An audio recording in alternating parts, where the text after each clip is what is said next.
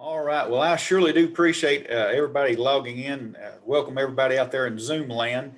And Billy asked me to do this back, I believe it was around Christmas. And I said, sure, this sounds like a pretty fun topic, but maybe not right at Christmas time. So we decided we'd do this week right here. And this is actually a perfect time, especially in Grainger County. And I'll talk a little bit about that, our frost-free dates and things of that nature when we should be setting our tomatoes out in our garden and our fields.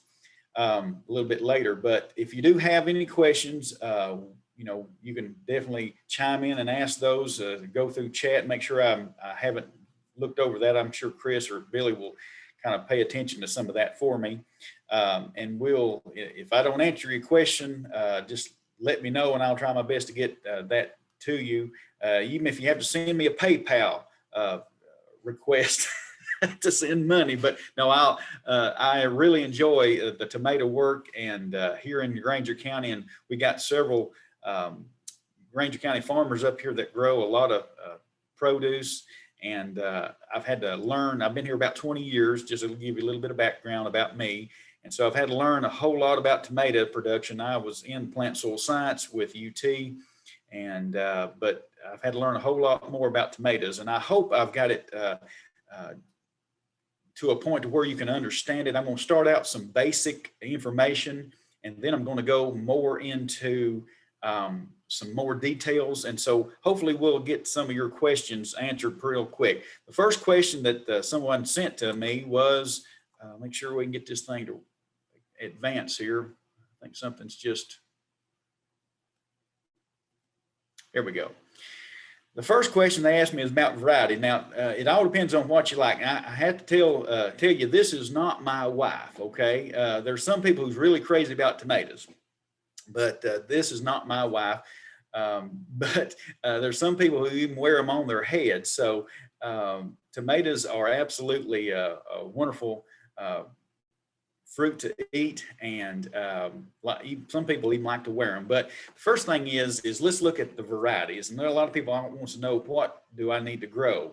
And they'll ask me what variety I need to grow. Well, it really all depends on what your likes are. So first thing I would look at is, we want something with a pretty good taste. We want something that once we walk out into our backyard and we get it out of the garden, that we can bring it in, it has a really good flavor to it. But we need to also look at is what type of disease package that it has. And of course, you can do some research on, what varieties you're going to be growing, and the better disease package that it has, that just means that it has resistance to some of those diseases. But now with some of those disease packages, you'll also find that you'll lose some flavor. So depending on what varieties you're looking at, we need to kind of match our flavor with the disease package that we have and what we know that maybe we're struggling with at our home gardens and our home site. And I would also say, what tomatoes do you all like, and who's going to be eating these tomatoes? Is it your family? Is it your neighbors? Is it the people you're going to give some at church or wherever you're, at farmers markets? What do they like? There's all kinds of colors out there. There's, there's the reds, there's the pinks, there's the yellows, there's the Romas. There's just all kinds of different varieties out there. So I want you to ask yourself several questions first. Who's going to be eating these tomatoes? Because if, you're going to grow some yellow tomatoes and nobody in your family likes yellow tomatoes, that just doesn't make sense to grow yellow tomatoes. So think about what you're looking for. Is it going to be something used maybe in salsa or juice production? You might want to look at some Romas varieties, or looking at some of these really nice flavored type of tomatoes like Empire or something of that nature. So think about, what am I actually going to be using these tomatoes for, and what do I need to, if once you answer those questions, you'll be able to answer, kind of narrow down into your varieties. I'm starting kind of basically. We need to understand that there's two really different types of tomatoes. There's a determinate and the indeterminate. Now the determinate will grow about waist high, maybe a little bit taller, and it gets real bushy, and they'll sort of harvest all at one time. And what I mean by that is every about 3 or 4 weeks, and you'll have all your tomatoes off of those.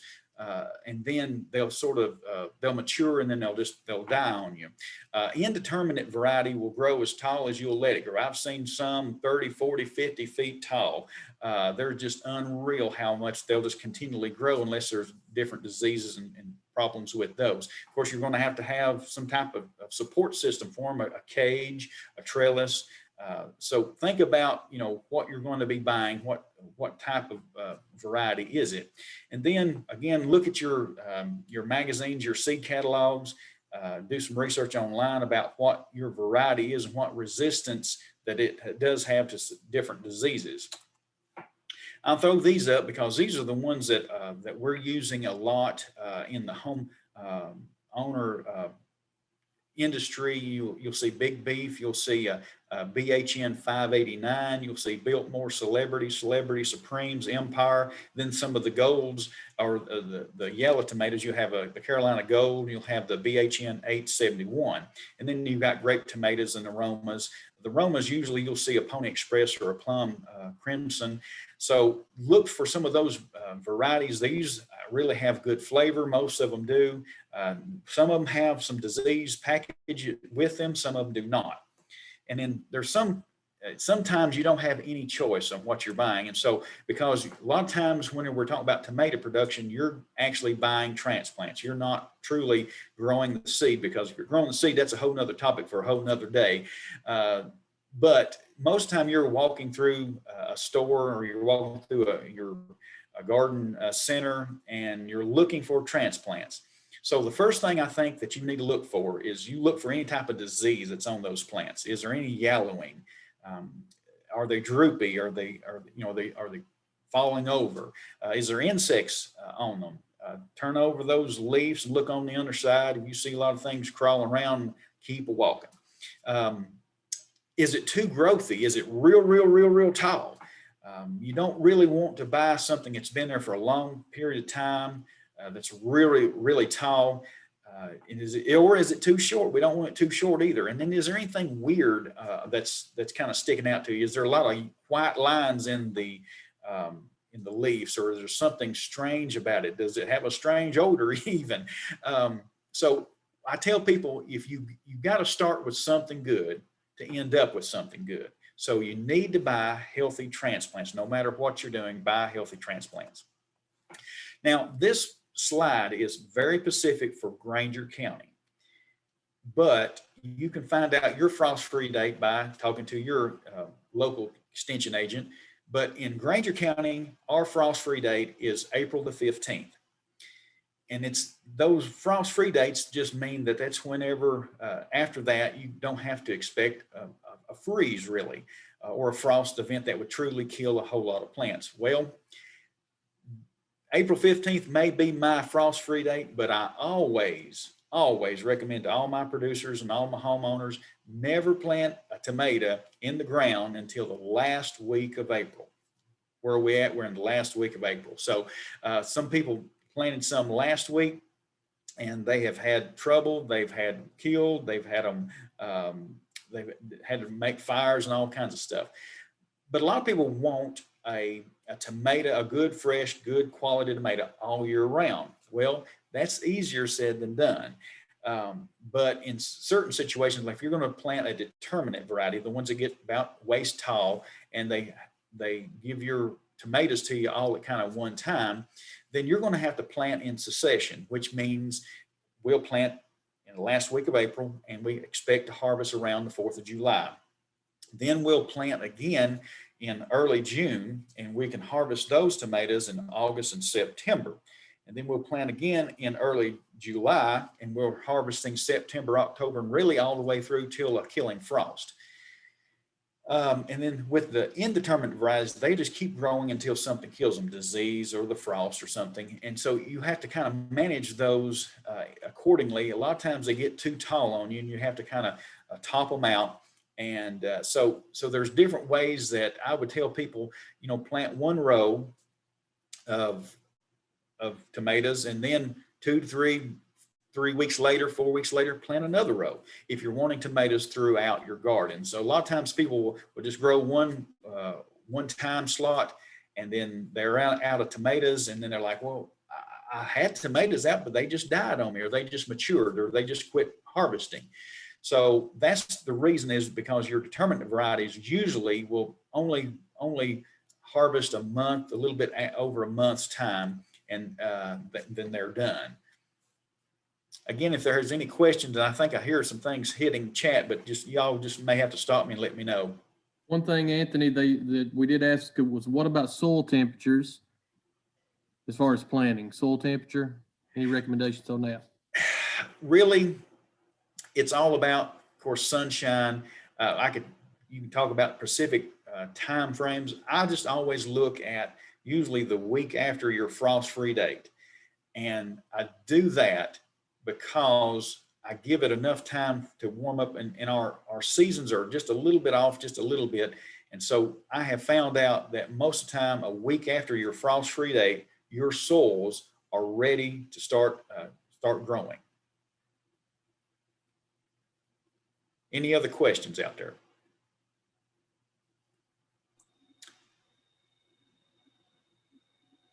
All right.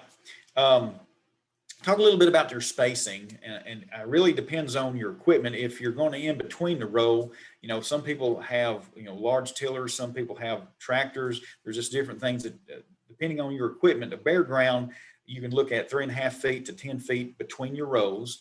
Or if you're using plastic culture, of course, 5 to 6 feet between rows. Now, in the row between plants, it depends on your variety and your training system or your trellising. So, an indeterminate variety, there's these large ones that just grow like crazy. You're going to need, you know, 2 to 4 feet apart, because these get so big, so bushy, and you're going to be caging, or you're going to have some type of trellis system to kind of manage some of that. If you're if you're a determinate variety, the ones that get just waist high or so, I say anywhere between 18 inches to 2 feet between your plants. Now, understand that the more space you have between them, the better airflow that you'll have, and the better airflow you have, it will dry off your moisture in your on your leaf surfaces, especially early in the mornings whenever the dew's on and things of that nature, and those nighttime rains, it'll dry that off, and so that you're actually doing some natural disease control by just spacing your plants out a little farther. And I'll talk a little bit about your Florida weave system in just a few minutes. And there's something that we're using up here that we've been using for years, and it's just really handy. It kind of cuts down on some of your labor. Of course, there's always labor involved in tomatoes if you want a good tomato. We're going to switch gears and talk a little bit about the nutrients and in your soil and pH. Now, pH is just a range between 1 and 14. And most every plant grow best between 6.0 and 6.8. Now, that's because those black bars there, it shows you the availability of nutrients at a certain pH level. So you'll notice between the 6 and the 6.0 and 7.0, you have the majority of those lines kind of thick on every nutrient down through there. So that means that those are more available to the plant. If your pH gets too low, around 5.5, now I know some people like blueberries and azalea plants, they need those low pHs, but most plants need it, again, at around 6.0 to 6.8 or 7 or 7.0. What happens is when the pH gets so low that those nutrients are still may be in the soil, but they're not readily available for our root system to pick up and bring up into the plant and actually be used. So if your pH gets low, you're going to have to use a lime product to bring those pHs back into the normal range. I'll stop just a second and talk a little bit about lime. All lime is not created equal.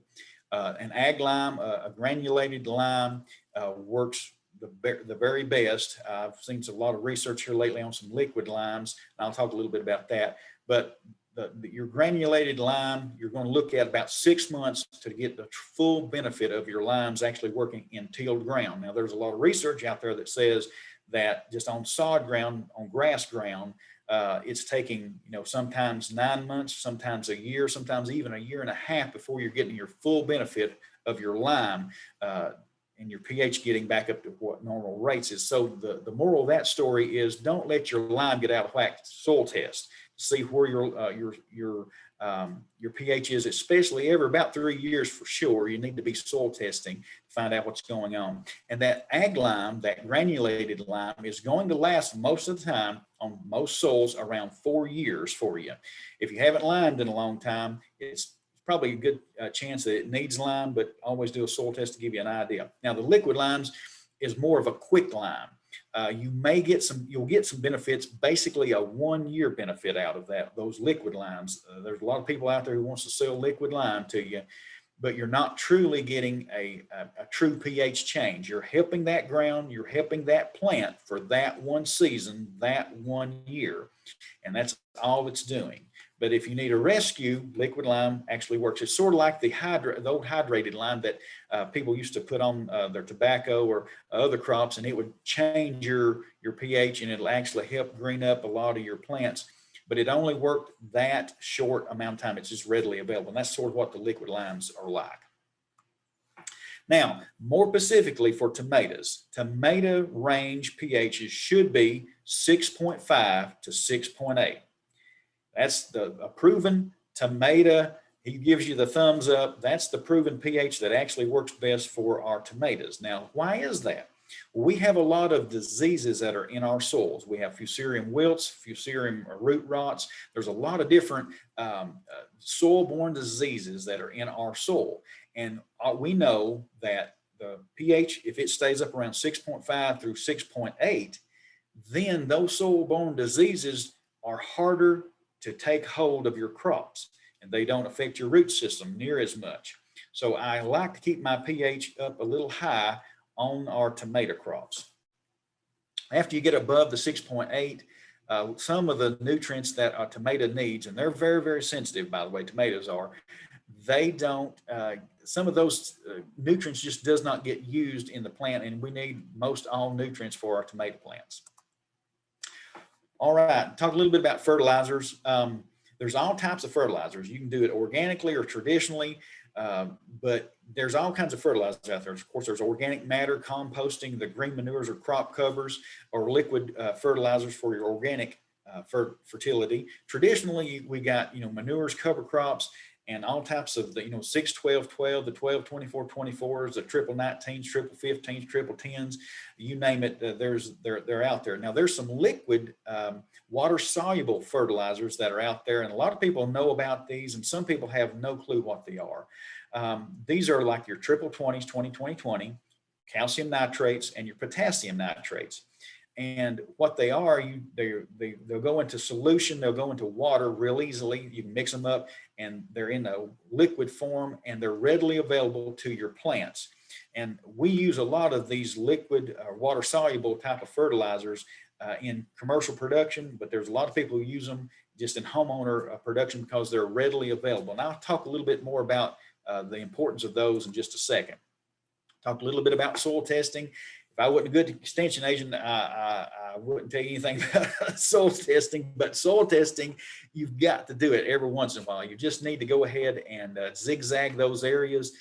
Take you about 8 to 15 samples throughout that garden area, and to get you a little bucket, all you need is a small sliver of soil. Put 2 fingers together, about 2 fingers of soil, 6 inches deep from the top of the soil down, 6 inches, put that in that bucket, zigzag that area, put about 8 to 15 samples in there, mix it up with a screwdriver or something else, mix it up real good, and then put it in that UT extension box and send it off to Nashville. And you usually get your results back within a week, and you'll know exactly where to start. Now, whenever you get that back, it may tell you to use actual units. You need 30 units of actual nitrogen.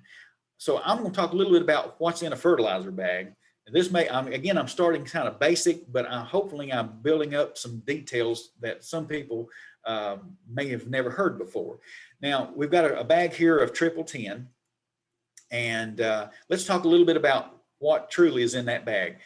The first number is nitrogen, of course, and nitrogen actually helps grow the plant. That nutrient grows that plant, the above ground plant, the branches, the leaves, everything that's going on, it grows that above ground plant. That's what nitrogen does.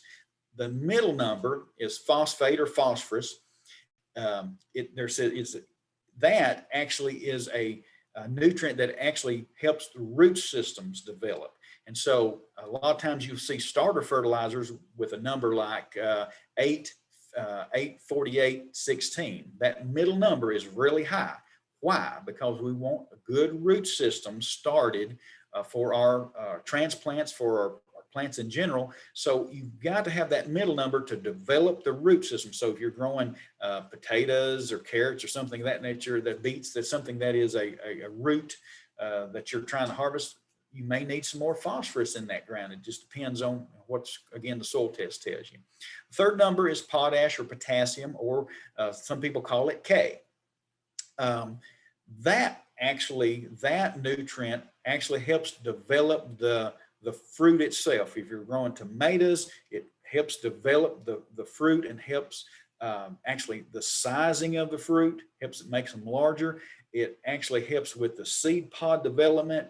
It gives you some sugars that helps the taste of the tomato or cucumber or watermelon, whatever you're growing. So that third number is extremely important. Now, we got a 50-pound bag of 10, 10, 10 sitting there.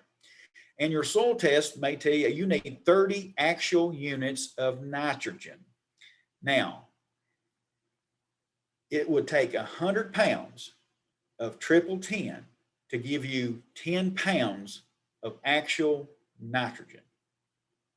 Takes 100 pounds of 10, 10, 10 to give you 10 actual units of phosphorus or potassium in this situation. So in this scenario, we need 30 units. We would need 300 pounds of triple 10 to do that. Does that make sense to everybody? Any questions about that? I went through that a little fast, but I want to make sure you understand that. All right, hearing none.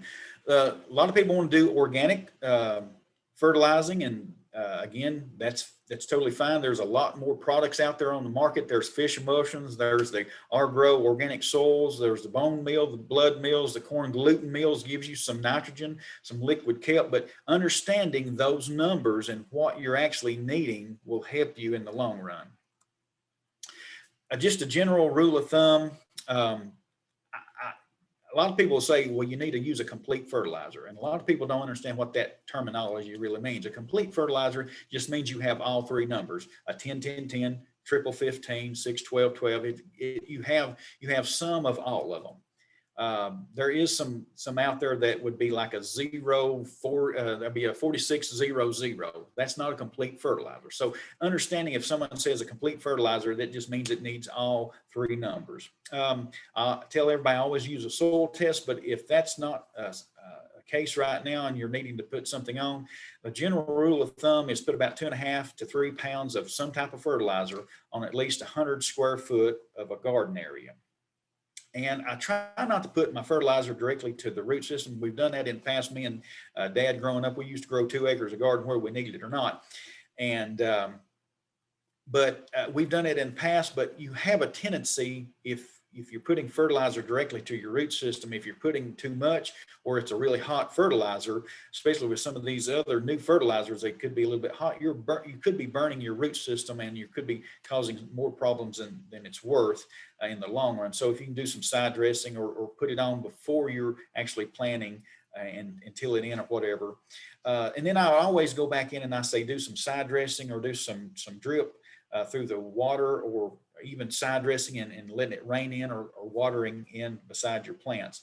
And again, you can use some type of fertilizer, usually after fruit set sometimes. I like using calcium nitrate because of blossom enrot, and I'll show you some pictures of that in just a minute. Again, I'm using some triple 20s for plant growth to help. You need plenty of leaf area to shade those tomatoes so they don't get too sunburned. Potassium nitrate for your fruit development. And I'll talk a little bit about all that in just a minute. There's all kinds of ways to add fertilizer, but just adding some fertilizer will go a long, long way. I put this up there to remind me to tell you, don't get hung up with these varieties. What I wanted to show you is whenever you start and you find the tomato that you like, try to find out all you can about that one tomato and grow that tomato to the very best of your ability, because all tomatoes are not created equal. And what I'm saying by that is, in this scenario, a Biltmore doesn't need a whole lot of nitrogen, but an Empire needs the moderate, medium of the road amount of nitrogen, whereas a Primo Red needs all kinds of nitrogen. You just keep throwing the nitrogen fertilizer to Primo Red and it'll grow like crazy.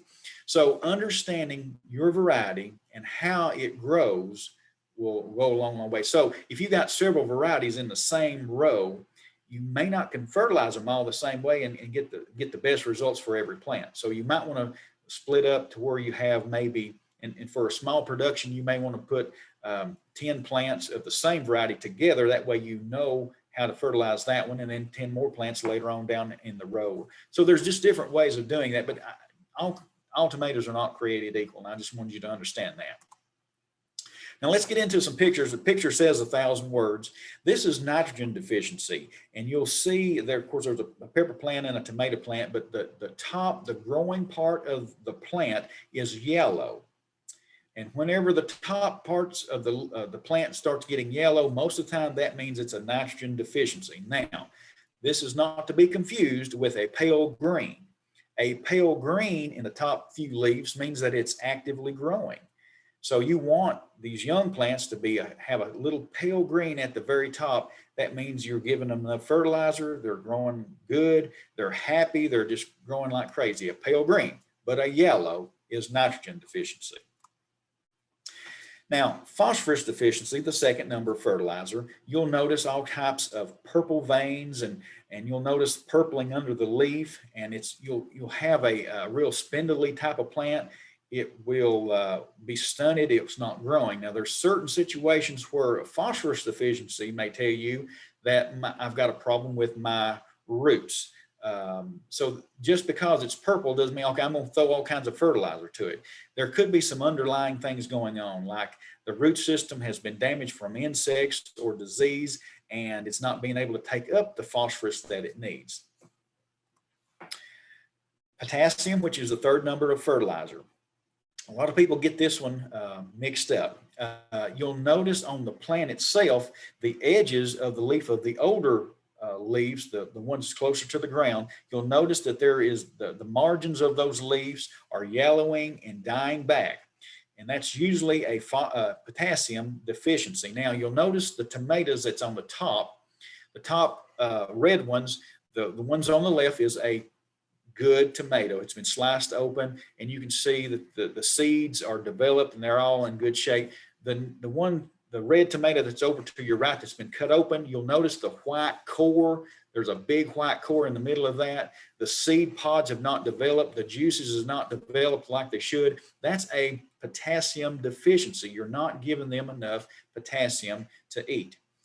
The next picture down, you see the yellow or the greenish looking shoulders on the top of those tomatoes. That's a telltale sign of potassium deficiency. You're not getting enough potassium. Now, here's the kicker.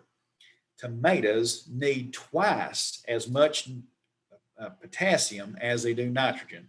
Twice as much potassium as they do nitrogen. That's why a lot of times you see a 6-12-12 sold or a 12-24-24 sold, because you've got double the amount of the potassium as you do nitrogen. And this just gives you another shot of some potassium deficiency. Anthony, there was Yes. a question about the given varieties, the needs for those. Is there I know you had that list of different varieties and their nitrogen needs, but is there something that the homeowner can get somewhere that they've got, it tells what that variety specifically needs? A lot of the times, someone asked a question about that. Yeah, a lot of times there's some pretty good internet sources out there. Just do some research. You might want to look in some seed catalogs. A lot of times they will tell you on the seed packet that this needs moderate amount of nitrogen. And then sometimes it's just trial and error. And I always let the tomato tell me what it needs. So as you're walking through your garden and you're seeing the tomatoes, if it's a lot of yellowing in the top, okay, I need some more nitrogen. If it's yellowing in the bottom, that could be a magnesium deficiency, or it could mean that you need some potassium. And then letting the plant tell you, okay, I'm happy, I'm healthy, I'm growing like crazy. Or, hey, I'm not doing too good. I don't feel too good. I'm droopy. I just don't, I don't look good. So I have to kind of walk through and see what you're doing. And so if it's droopy and doesn't look very healthy, it's not good and green, then you're probably needing some more nitrogen, or you might need some more, just a good complete fertilizer as a side dress or something of that nature. And let the tomato plant tell me what it needs. That's the best way of doing it. It's sort of like you sort of have to kind of be the doctor and walk through and see if everything's okay or if something's wrong. All right. If you've grown a tomato ever, you've seen this. This is a calcium deficiency or blossom end rot. The end of the tomato that is not connected to the plant has a rotting, just a big, huge black circle. That is calcium deficiency. And you cut it open, a lot of times you'll see the black inside of the tomato. Now, what happens is as the plant grows, when it first puts on the first yellow flowers, the first cluster flowers pop out, that plant at that moment is starved to death for calcium. It does it on watermelons, it does it on cucumbers. Every plant, whenever you put that first cluster flowers out, they are starved to death for calcium. So there's only two reasons this happens. One, there's not enough calcium available to the plant in the ground for it to take it up, or the temperature has turned off and it's real hot and it's real dry. There's not enough moisture to carry what calcium is actually there up through the root system to your plant. So a lot of times what we're using around here, we use a calcium nitrate, and it's a water soluble fertilizer. You just mix it up. It mixes up real easy in water, and you can side dress it right onto the ground. You can drip irrigate it. There's different ways, but we want to use that early on, right before those. Maybe if you start seeing some yellow flowers, or you start seeing some clusters starting to form, make sure you get some calcium started on those plants so that it'll have enough. Now, if it turns dry or is not enough moisture, even though you got the calcium there, it may not be able to take it up because of a lack of water in the soil, so it can actually suck it up through the root system. All right. The next thing that everybody usually sees on a tomato plant is the lower leaves turn this really odd yellowing. You've got your green veins and it's yellow, but these are most of the time only on your lower leaves and lower branches. And that's because whenever a tomato plant gets usually about especially later on in its life, where you're talking about maybe a third way up the plant, third way up the stick, or maybe even what I would call belt loop high, then you'll start seeing when the plant gets mature, it's starting to need a whole lot of magnesium. And the best way to get magnesium is to use Epsom salt. Now, Epsom salt's good on your feet too, but Epsom salt is great on most plants. And so especially whenever the older the plant's getting, I like to recommend to put some Epsom salts on about 4 tablespoons in a gallon of water every other week when the plant gets around knee high. And that starts the plant before it actually needs it. You're giving it some magnesium through the root system so that it doesn't get to these yellowing, and it goes through some stresses whenever it's doing this. And so if you can keep your plants from stressing, a lot of times it's fighting disease and insects naturally. All right. And then the Epsom salt you can apply on the plant itself. You can apply it in the ground or through the drip, but I always want to mix that with water, of course, and then use it.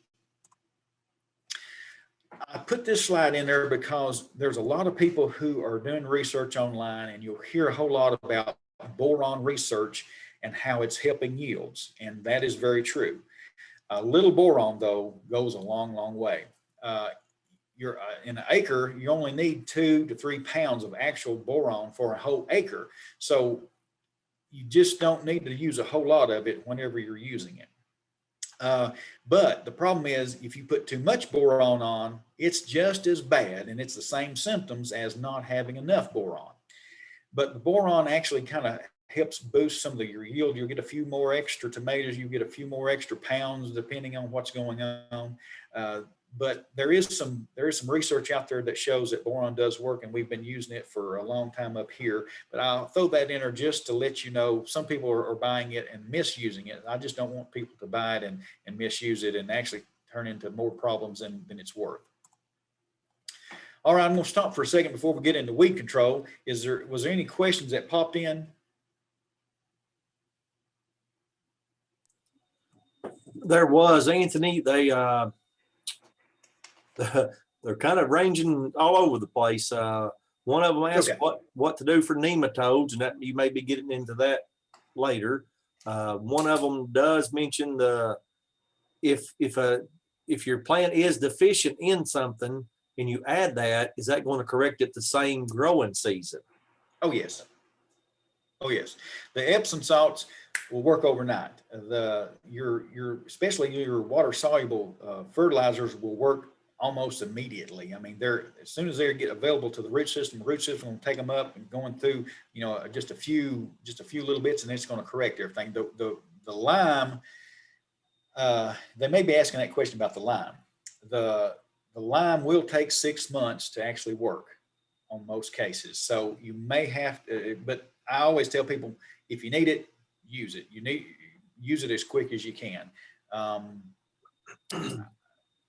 And then we had another question, and this went back to, some of the variety things, but it said, could we cover hybrids versus heirloom? Okay. I didn't know if you were going to talk about that any later. Okay, let me take the nematode question first because it's quick on my mind. The nematodes, the best that we have found around here to use is a chemical called Vidate. You can use it through the drip, or you can use it on your soil and incorporate that in. I do believe Vidate is a restricted use chemical, though. I believe it's one of the ones you'll have to have the private applicator card to get.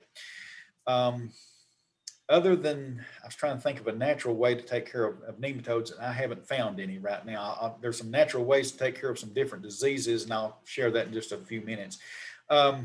Heirlooms versus hybrids. The heirloom issue is you're not going to have hardly any disease package whatsoever. So keeping that plant healthy as you can possibly be and keeping it happy, again, through fertility, through just keeping the diseases off, through spacing, making sure that there's not a whole lot of insect issues on those plants. Just keeping that plant as happy as it can be will go a long way of controlling a lot of diseases for your heirlooms. And that's really the major difference, other than you're not going to get the poundage, you're not going to get the yield that you would like to have on the heirlooms. Of course, they were bred for wonderful taste, but a lot of times you don't get as many as you would love to have off those. So in those situations, you would plant more plants to kind of offset some of the yield. If you want, if you usually like setting out 4 or 5 plants, if you're going to go strictly with heirlooms, you might want to put 10 to 15 plants just to offset the yield loss. I think I covered most everything. If not, we can go back to it. There's one more comment, Anthony. Okay. They stated that my plants are usually very tall, but do not seem to have much fruit. Is that from a deficiency? And they also ask, can you prune them? Okay, yeah, I'll talk about pruning in just a few minutes. The tall plants with no fruit, that is too much nitrogen. Your ground is too rich. And so you'll need to, if you're going back into the same place over and over year after year, you may want to stop fertilizing and stress the plant a little bit and just let the natural nutrients in the ground take the plant and let it do what it's supposed to do. And you may have to, if the ground is real rich, you may have to just use a lot of water to kind of offset some of that. We don't want to just drown the root system, but you may have to leach out some nutrients to help that plant start back into just a regular fertility rate. Anthony, before we get out of the disease part there, do you have a protocol set up for early blight? Are you going to talk about that a little bit later? I do. I'm going to talk about that in just a few minutes. Okay. I'm flowing I'm trying to go a little bit quicker. Now, once we get to the pictures, it's going to go a little bit quicker. All right. Thank you. All right. So weed control. This person didn't do any, looks like, so I'm not sure if there's a tomato in there or not. But weed control, everybody asks about weed control. There's several ways of weed control, and I'll talk about some easy ones first, and then we'll kind of go into some harder ones a little bit later. Before you transplant, Treflan is a great product. You use about 1 tablespoon in 1,000 square foot, incorporate that. That equals to about 1.5 pints in an acre. A lot of times you get this and you just sprinkle it. Most of the time I'll just, you can get it and you sprinkle it like crazy. And so this does really good about holding your weed seeds and keeping them from germinating. Now, it's not going to kill any weeds that are standing, but you'll get some germination holdback. I guess the best way of saying it, you're holding back those weed seeds from germinating. And the corn gluten will do the same thing. About 20 pounds in 1,000 square feet. You apply that about 2 weeks before, and you incorporate that real lightly. You're also going to get some nitrogen from this corn gluten meal. And then you can always use Roundup, and you spray, and then you wait 7 days. I'd like to have a little bit of rain in those 7 days if you can help it. And then it's safe to transplant or plant or do anything you want to after Roundup, because it goes away really quick. Now, post, which means that the weeds are already up and growing, then I like using Syncor. Most time you can get that at your farm stores, 1 tablespoon in a gallon of water. I like using Select, or Select Max.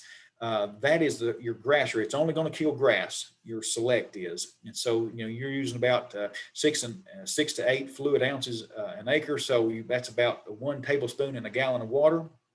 And I always like to use a sticker. Now, what I mean by that is you need something like Dawn dish detergent or a surfactant. You can buy that at the farm stores too, as a surfactant. You put that in there, and it actually sticks to the leaf of the weed, and it kills it that way. Now, some products say it doesn't have to use surfactant, but I have found that a little bit of surfactant goes a long, long way. A few drops of Dawn dish detergent goes a long, long way too, to help stick that on there too. Now, for weed control, of course, you can use plastics. There's a lot of people who use plastic, and I like using a black plastic early on. You're getting your weed control, plus you're warming up your soil, and you can transplant your plants in, and the soil is is ready to receive those plants. It's warmed because of the sunlight that's burning down on that black plastic.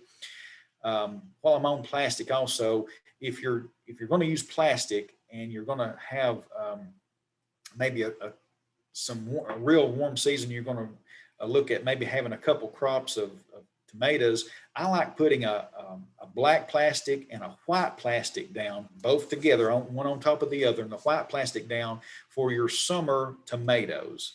What that does is it gives you the black will control your weed seeds. The white will not allow it to get so hot in the summer months. So there's some tricks there about using some using white on black that you can use for your summer tomatoes or some summer crops if you're using some plastics.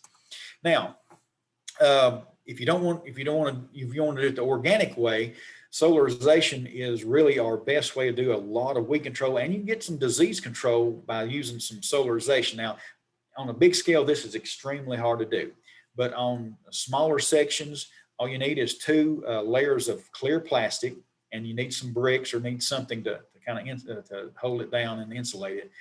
What you do is you lay your clear plastic down, and you'll put your bricks on it, and you need to put bricks ever so often. So what you're wanting to do is you're wanting to create a little air pocket in between these two plastics. And you put your other plastic on top of that and you put your bricks on the other bricks. And what that does is you're getting the greenhouse effect from the sun hitting the first plastic and then magnifying it and making it extremely hot inside. And then it hits the second plastic and magnifies it again and then takes it on down. You're usually getting around 115 to 130 degrees in probably about that much of your soil.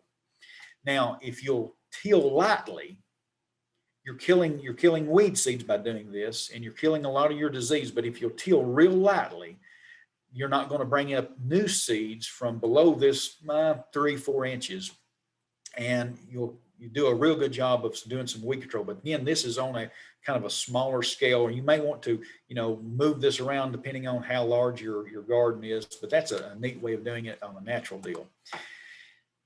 Okay, let's talk a little bit about supporting our plants. Of course, there's cages, there's stakes, there's a trellis systems, and I'll show you what those are, and there's a Florida weave system. This is one that North Carolina is using, this over there at their experiment station. I'll show you some pictures first so that when we talk about it, it makes a little bit more sense than those drawings. But let me show you what this looks like. You've got some stakes, you've got a main wire across the top, and then you've got strings that drop down, and then they attach to these plants, and they'll kind of crawl up these plants, and you can kind of use these strings to help attach them. There's little attaching things that you can buy, the little I can't remember what they even call them right now. There's little old clear clips that you can clip the plant onto the string, and it kind of grows up. This is from North Carolina research station they're doing over there. They're doing a lot of heirloom. They're doing a lot of these indeterminate varieties. Now, I didn't have the video and I couldn't get it to work.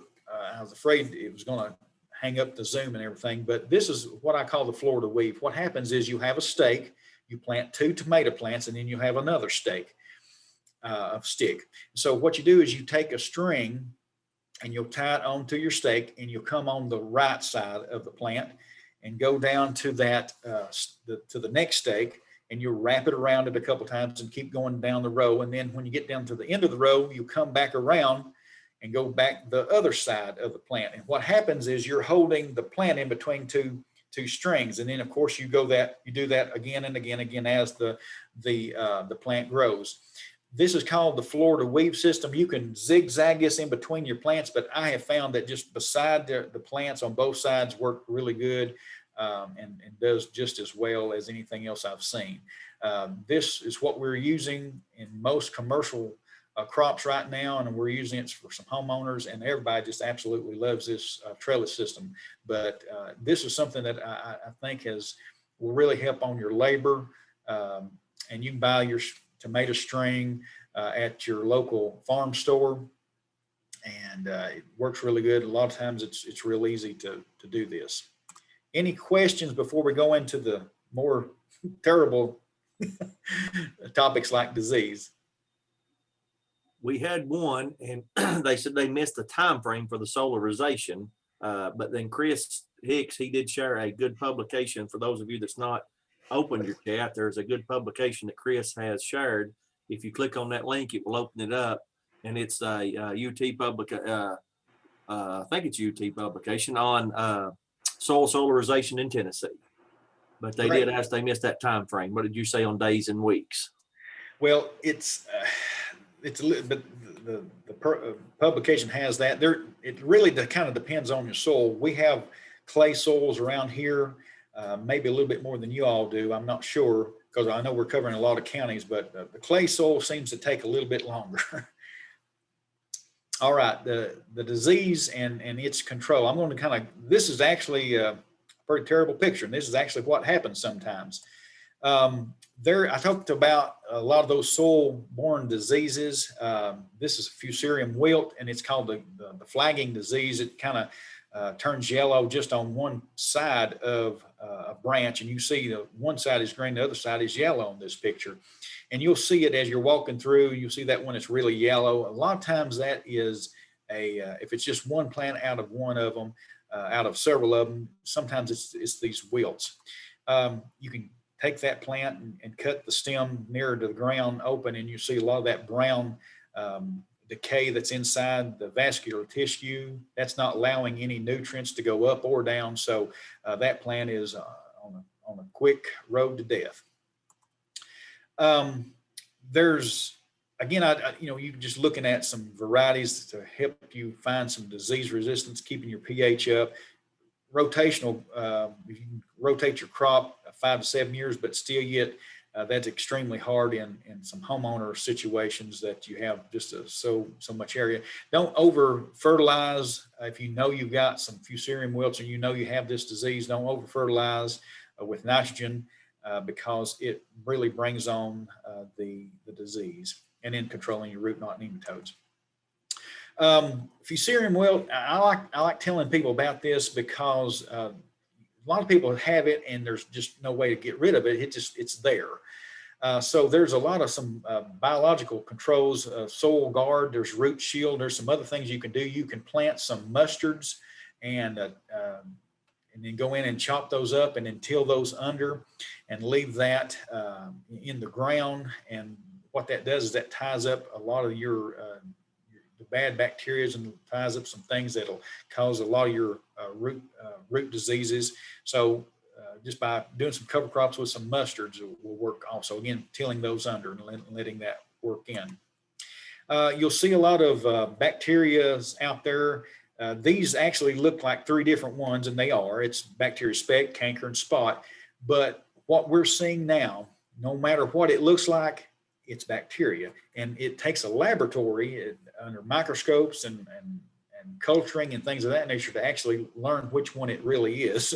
So they're all starting to look the same, is what I'm trying to say. And it's really a hard disease to kind of control. And you're seeing this a lot more depending on the humidity that's in the air and the moisture that's in the air. You'll see a whole lot of bacterias. Now I'm going to share how to control some of these in just a few minutes. Early blight, if you've had tomatoes, you've seen this. This looks like a little bullseye, and it's got these little circulars, rings inside those spots, and that's an early blight. It can get on the fruit. It can also get on your stems. Leaf spots, anthracnoses, late blights. That's a kind of a bad dude right there. It causes some really bad problems in your fruit itself. So let's talk a little bit about disease control. Now, I sent to Billy and Chris both, and I hope that they sent these out. I have tomato home owner spray guide. I don't think it's going to show through right now, but hopefully they sent that. And I also have a Garden Tomatoes Made Easy publication that was just like a 1-page to kind of help you remind you of some of this stuff. But these are the things that I would like to have on hand. And so Mancozeb, these can all be found at your farm stores. But Mancozeb is your bacteria product. It'll help control a lot of your bacterias. And I also like to have basic copper on hand. If you can find the red coppers, sometimes they're sold as red cop. There's some other ones that's out there, but if you can find a red copper, we're seeing that there's more activity from the red coppers of controlling your diseases than just your other coppers, which are kind of a bluish green type of color. I also like to have some chlorothianol, and a lot of times they sell that as funganil or daconil. That NIL at the end is what lets you know that it's a chlorothianol product. Very safe. These are all very safe to use. And I'd like to have these on hand because your chlorothionols will actually help with your blights, your early blights, your late blights, and a lot of things of that nature. Sulfur will get you a little bit of control on certain diseases, powdery mildew, some other things like that. Having a little bit of that on hand, you could do some with that. And then just preventing water on your leaves. And I know that's easier said than done, but there's some people who have just hoop houses without, they're not heated. I've even seen some that are movable, that are on wheels that actually you can push and it'll push down the row. There's different things that you can do, but trying to prevent leaves from getting wet. So if you're overhead irrigating, you're probably adding to your disease pressure. So if you can keep that from happening, for long periods of time, that'll go a long, long way. Of course, selecting your site to have full sun to help dry off those leaves is best. Baking soda has some type of properties that will fight a lot of your funguses and things of that nature. And so maybe having some baking soda will actually help in the mix. So we're going to switch gears into insects and their control, and there's all kinds out there. And I'm just going to run through these fairly quick. You know, you've got your aphids. These are the little green boogers. And they can also, you see them red also. A lot of people call them red lice. But aphids come in all kinds of shapes and colors, but most of them are extremely small. You'll see them on the underside of the leaves. And this ladybug is actually doing some natural insect control, just eating them up a storm. And so understanding that aphids, what they do is they just suck the life out of these leaves. And so whenever you get a whole lot of if aphids out there, your plant is just suffering because it's being sucked to death. White flies, you'll see these as you're walking through, you'll see a kind of a white cloud. There'll be real white specks just flying around everywhere. That's usually white flies. Spider mites are extremely little. I can see them with my naked eye, but I'm looking for them. And they're about the size of a pinhead and maybe a little bit smaller. But you'll see these at the top of your plants, and they'll give you this kind of rusty looking color to your leaves. And they're just some bad news, and they're a little bit harder to control, but you can still do a pretty good job with them. Army worms, cabbage loopers, pinworms, cutworms. It seems like everything likes tomatoes just as much as I do. I don't know why. You got flea beetles and these Colorado potato beetles. They're out there. I'll show you this because sometimes those larvae of a potato beetle look similar to a lady beetle, and so you sometimes get them mixed up. These are the bad ones. Lady beetles are okay in a garden, not in your house. So I also put this up there because stink bugs are, these brown stink bugs, the new ones, got huge mouthpieces, and they're just they can even eat corn and everything else. But they're mean boogers because you can spray them, and in 2 days, even though they're laying there and they look like they're dead, 2 days they'll get back up and just walk around and start eating again. So there's not a lot that we're seeing that is controlling the stink bugs like we'd like to. But talk a little bit about control. There's some chemical products out there like Sevin, and I like using the liquid Sevin. A lot of people still use the powder Sevin, but I feel that it's not doing the job that it ought to be doing for our crops. So if you're going to use Sevin, use the liquid Sevin. Bodine 8 is another one that's got a different active ingredient in it. And so my slogan is, if 7 don't work, try 8. And the one that has spinosad in it, and most time that's the Benadine 8, that one will be the best one for your potato bugs. Now I will also share with you, if you're using Sevin, that's an all kill. You're going to kill beneficial insects and everything. So you want to scout your area and make sure that you do have a good reason to spray Sevin, because what happens is when you kill everything, your aphids will flare up and you'll have a massive amount of aphids come in like crazy because you've killed off all your beneficials.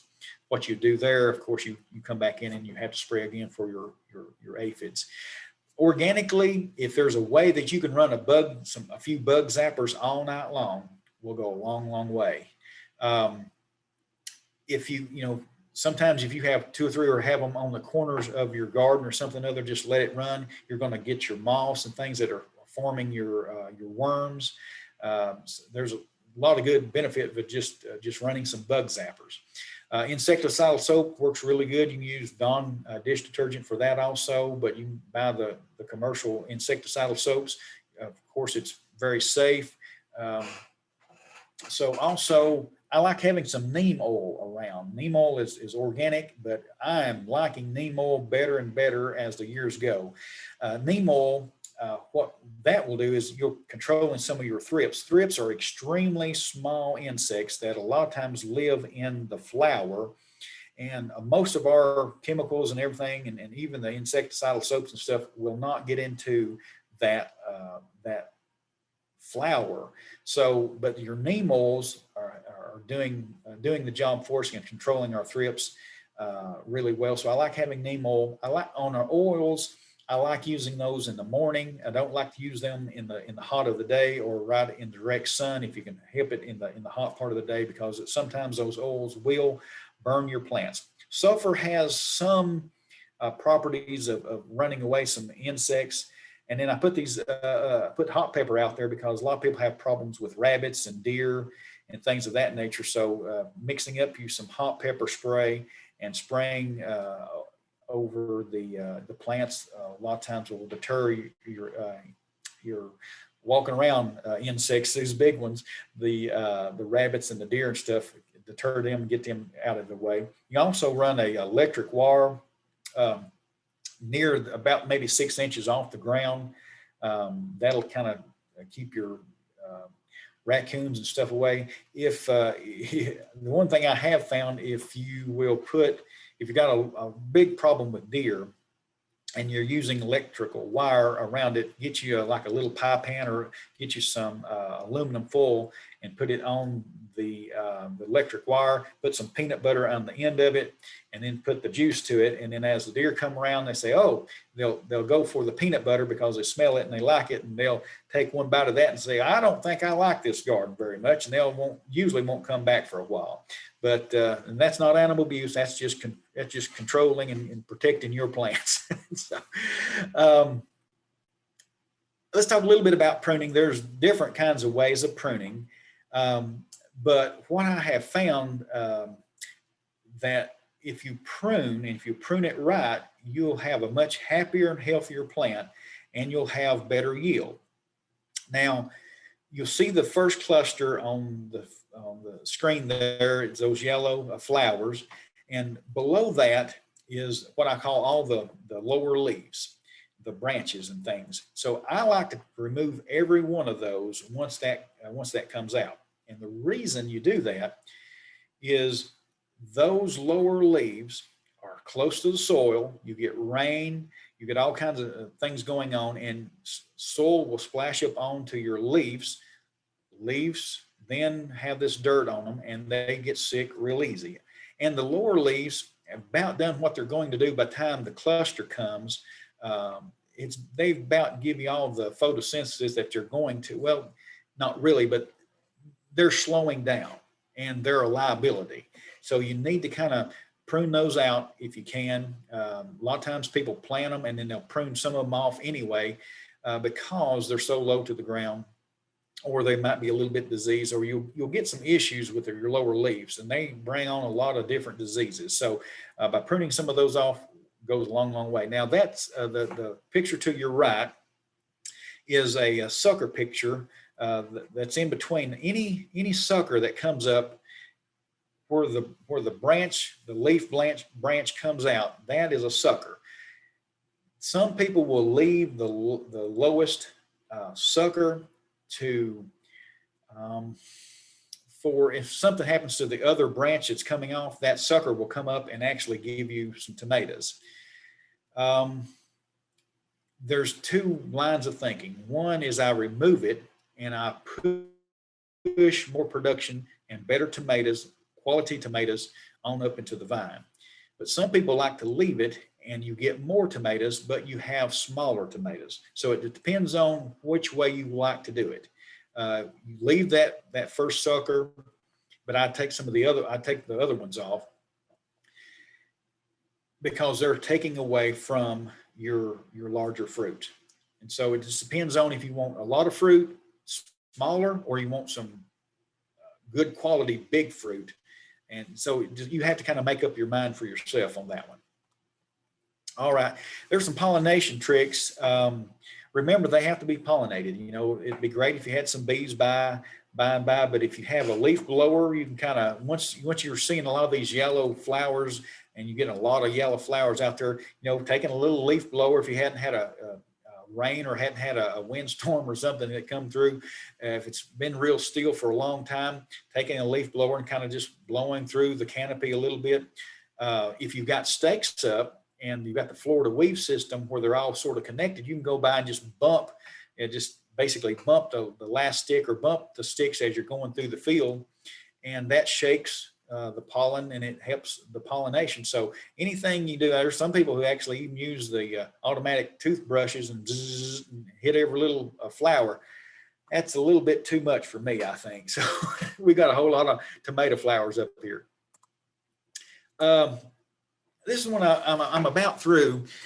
This is one that I think that we need to touch on because there's a misnomer out there. I should bury that tomato plant real deep in the ground. That's a no-no.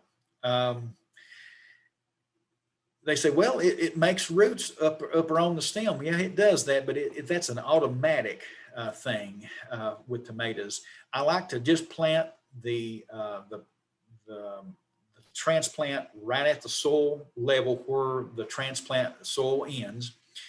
And what happens if you're seeing a lot of the roots starting to form out of the stem, then there could be something going on below, and it kind of lets you know, okay, maybe I'm having a little bit of trouble with my roots, or I've got a disease that's going on, and it's kind of lets you know something's not just right.